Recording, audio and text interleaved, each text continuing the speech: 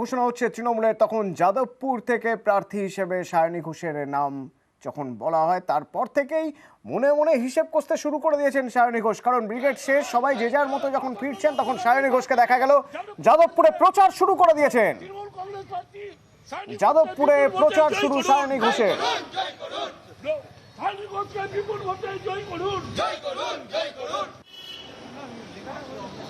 শুরু হয়ে গেছে দেওয়াল লিখন সায়নী ঘোষের নামে। তৃণমূলের প্রতীক নিয়ে এবার সায়নী ঘোষ লোকসভার প্রার্থী।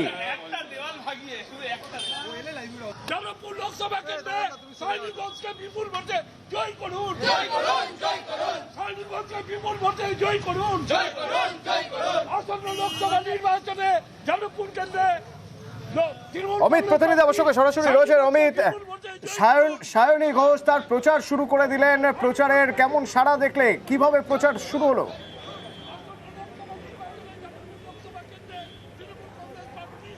একেবারে তো ঘণ্টাখানেক আগেই তৃণমূলের ব্রিগেডের যে সভা, সেই সভা থেকেই 42টি আসনে, লোকসভা আসনের জন্য কিন্তু প্রার্থীদের নাম কিন্তু ঘোষণা করে দেওয়া হয়েছে।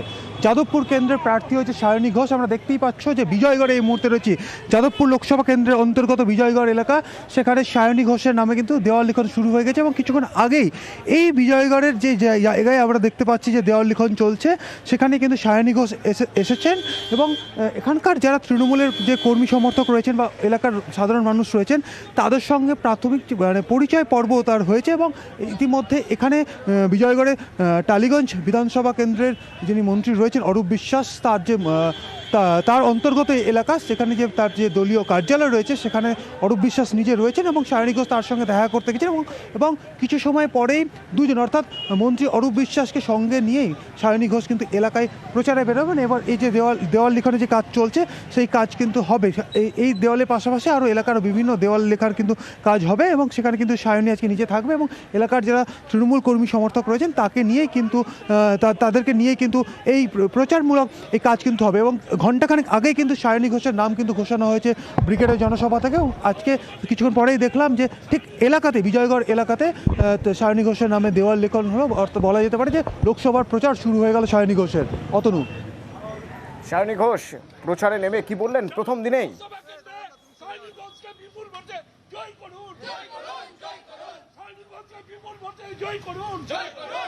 ভালো লাগছে, আমি অত্যন্ত গর্বিত।